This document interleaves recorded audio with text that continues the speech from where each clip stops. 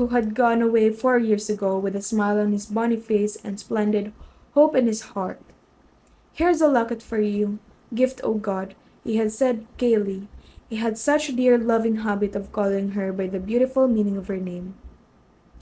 A lump came into Theodora's throat, and she remembered it. "I couldn't afford to chain two, but when I come back I'll bring you a rope of Klondike nuggets for it."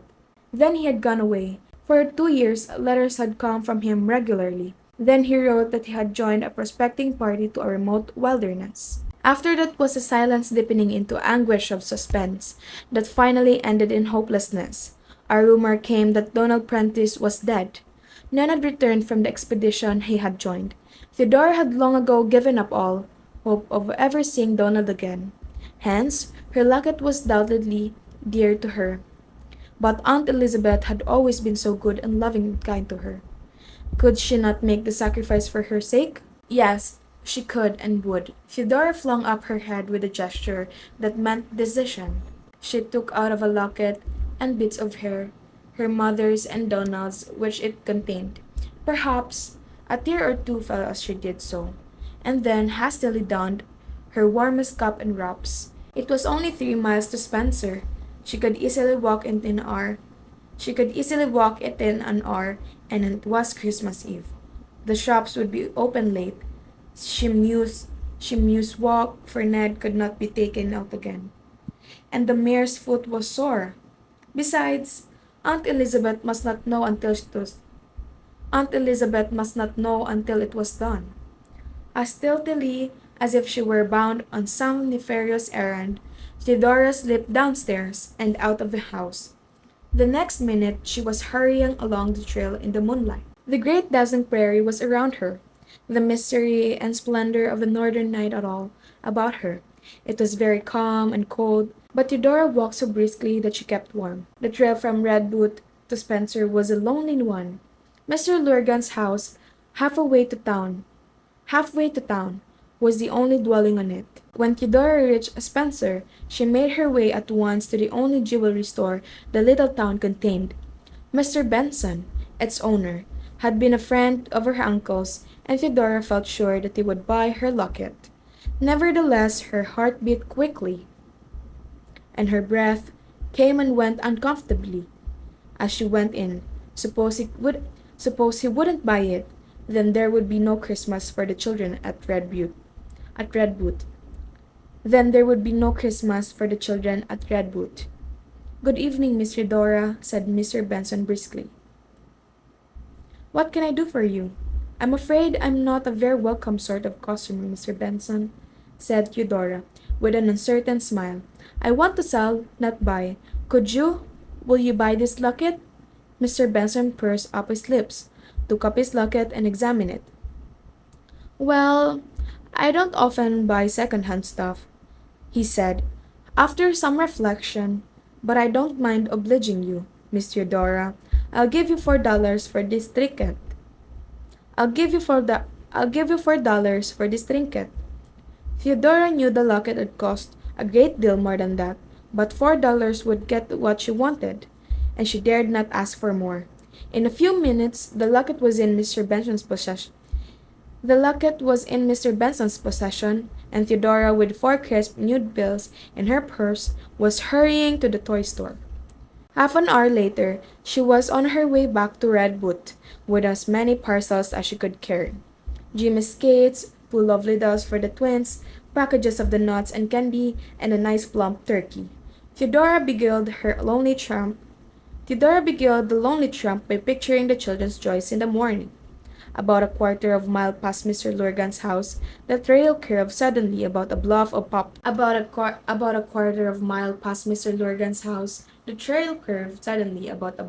poplars.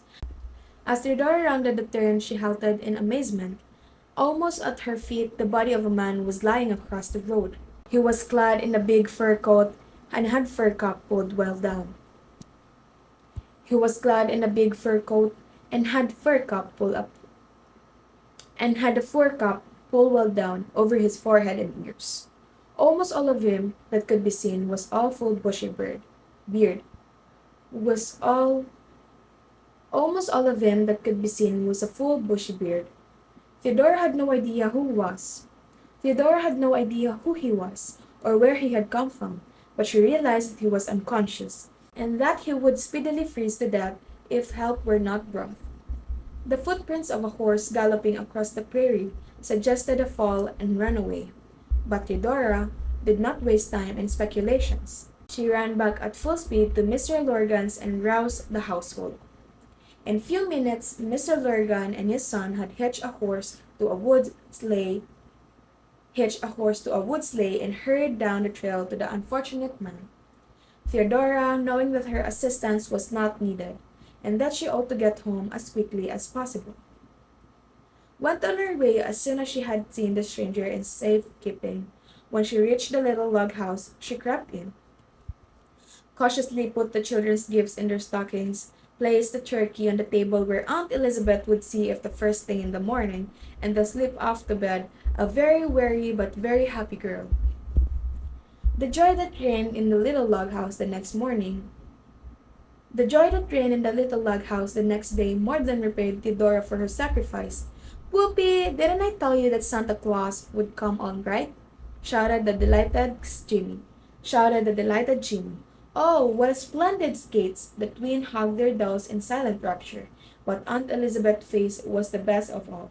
Then the dinner had to be prepared, and everybody, hand in hand in that just Theodora and everybody had a hand in that just Theodora and everybody had a hand in that, just as Theodora, after a grave peep into the oven, had announced that the turkey was done. A sleigh dashed answered the knock door. A sleigh dashed around the house. Theodora flew and answered the knock at the door, and there stood Mr. Lurgan and a big, bewhiskered, fur-coated fellow whom Theodora recognized as the fur-coated fellow whom Theodora recognized as the stranger she had found on the trail. But was he as a stranger? But was he as but but but was he a stranger? But was he a stranger? But he was a but was he but was he a stranger? There was something oddly familiar. There was something oddly familiar in those merry brown eyes. Theodora felt herself growing dizzy. "Donald!" she gasped. And then she was in a big fellow's arms, laughing and crying at the same time. Donald, it was indeed, and then followed half an hour during which everybody talked at once, and the turkey would have been burned to a crisp had it not been for the presence of mind of Mr. Lurgan, who, being the least excited of them all, took it out of the oven and set it on the back of the stove. "To think that it was you last night, and that I never dreamed it!" exclaimed Theodora. "Oh, Donald, if I hadn't gone to town, I'd have frozen to death, I'm afraid," said Donald soberly. "I got into Spencer on the last train last night.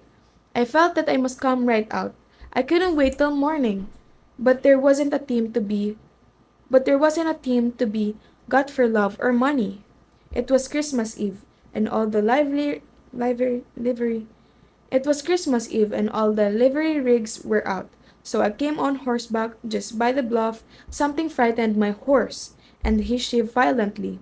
I was half asleep and then thinking of my little sister, and I went off like a shot. I suppose I struck my head against a tree. Anyway, I knew nothing more until I came into Mr. Lurgan's kitchen. I wasn't much hurt, feel none of worse of it except for a sore head and shoulder. But oh, gift of God, how you have grown! I can't realize that you are a little sister I left 4 years ago. I suppose you have been thinking I was dead." "Yes, and oh, Donald, where have you been?" "Well, I went way up north with a prospecting party. We had a tough time the first year, I can tell you, and some of us never came back. We weren't in a country where post offices were lying around loose either, you see. Then at last, just as we were about giving up in despair, we struck in rich. I've brought a snug little pile home with me, and things are going to look up in this log house. Gift o' God, there'll be no more worrying for you, dear people, over mortgages." "I'm so glad, for Auntie's sake," said Theodora with shining eyes. But oh, Donald, it's best of all just to have you back. I'm so perfectly happy that I don't know what to do or say. Well, I think you might have dinner, said Jimmy in a Well, I think you might have dinner, said Jimmy in an injured tone. The turkey's getting stone cold. I'm most starving. I just can't stand it another minute. So, with a laugh, they all sat down at the table and ate the merriest Christmas dinner the little log house had ever known. So, everyone, hope you enjoyed the story of Christmas at Red Butte. Bye bye!